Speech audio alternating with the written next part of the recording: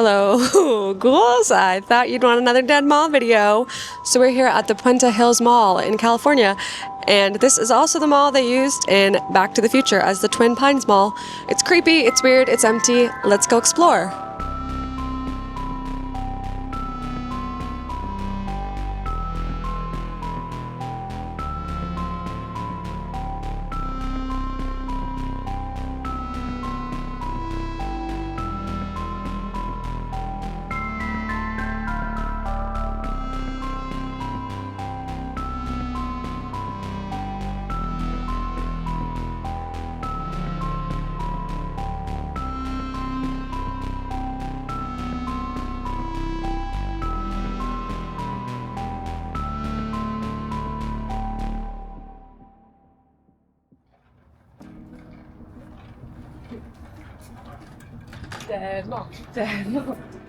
Welcome to the Puente Hills Mall, which very much seems to be at death's door.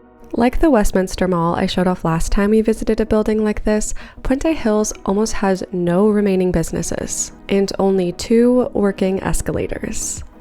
Most storefronts here are just abandoned time capsules of shops that once were, some with products still on the shelves.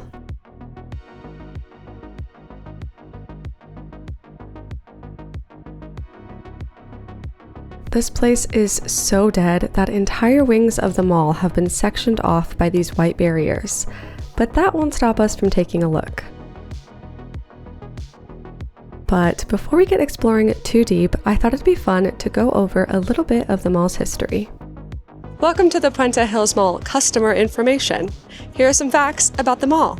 The Puente Hills Mall opened in 1974, and at its peak housed 155 businesses within its 1.1 million square feet of retail space. Today, fewer than 15 stores remain, which means there's not much use for this parking lot, unless of course you need some space to hit 88 miles per hour in your time-traveling DeLorean. That's right, Back to the Future was shot here.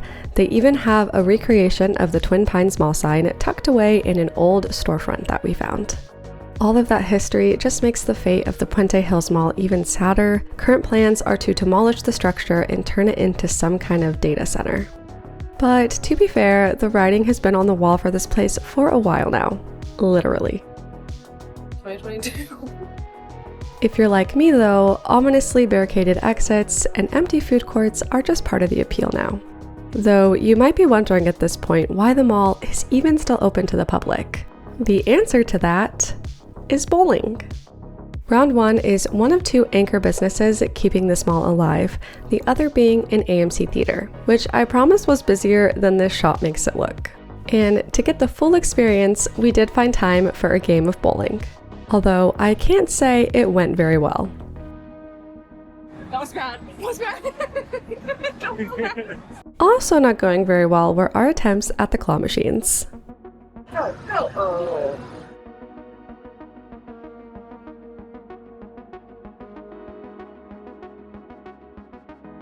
We were feeling a little discouraged, so we decided to turn in our bowling shoes. They said, for clowns.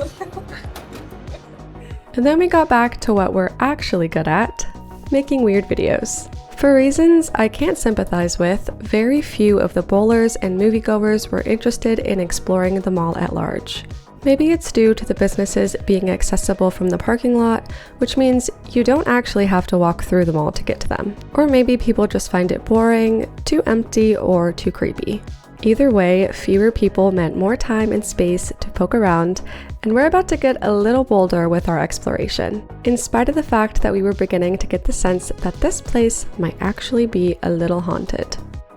As usual, we don't go anywhere specifically marked as not allowed to the public, because I don't like breaking the rules. But as we looked around, we did start trying some doors.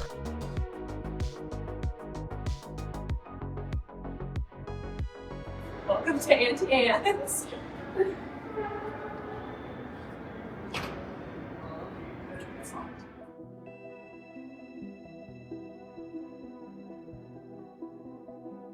Everyone's trying the door. It's dirty. No. While most handles were predictably locked, it wasn't long before we found a few that weren't. It was at this point that our mall tour started to feel like a Backrooms tour, complete with pale yellow coloring for the walls.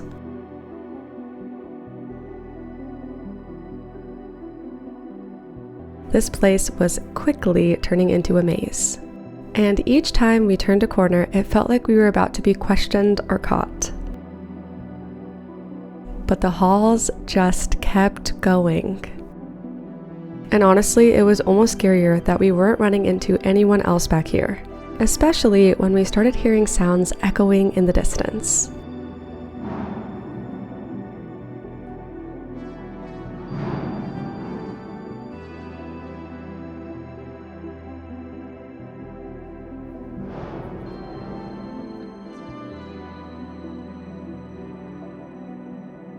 We stayed brave, knowing that sometimes the only way out is through, and we kept on moving.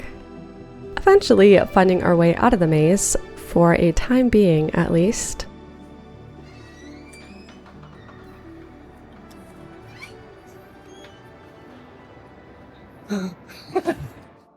We were feeling a little spooked, so before investigating the truly dark crevices of the Puente Hills Mall, we decided to palate cleanse with a little more window shopping. Although I have to say, even the shops were beginning to feel more strange and sinister.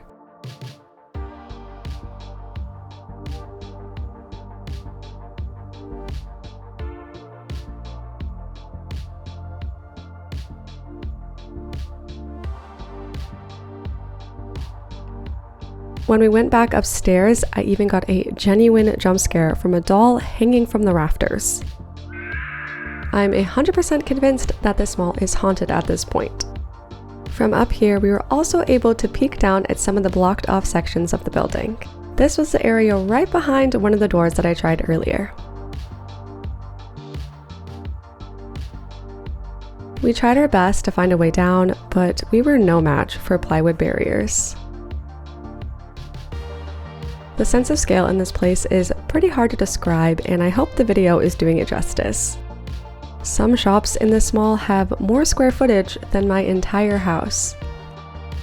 It's hard to imagine a time when a place this big would have been full of people, but times are certainly changing. Exemplified by the fact that when we sat down to eat at the mall's one remaining restaurant, we ordered on iPads and got served by a robot. At least the food was actually pretty delicious.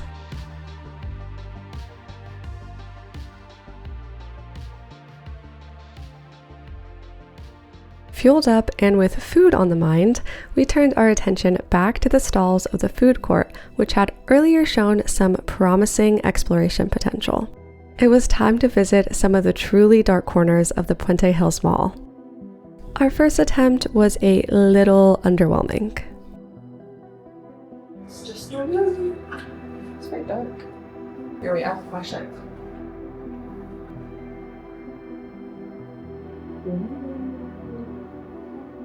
Spooky Express.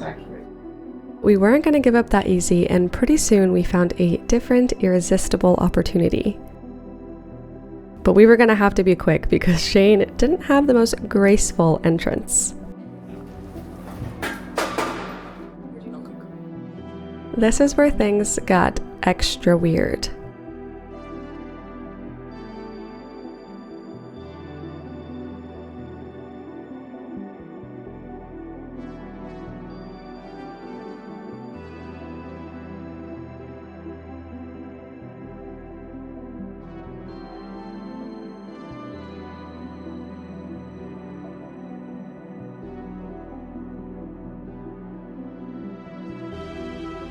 And we were lucky enough to find one final working door, which once again took us to a maze of hallways.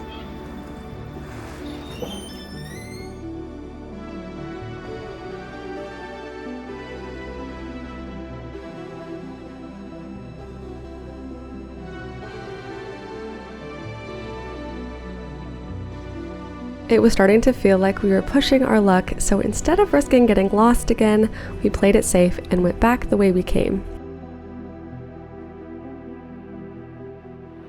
Oh, we didn't. I was so scared.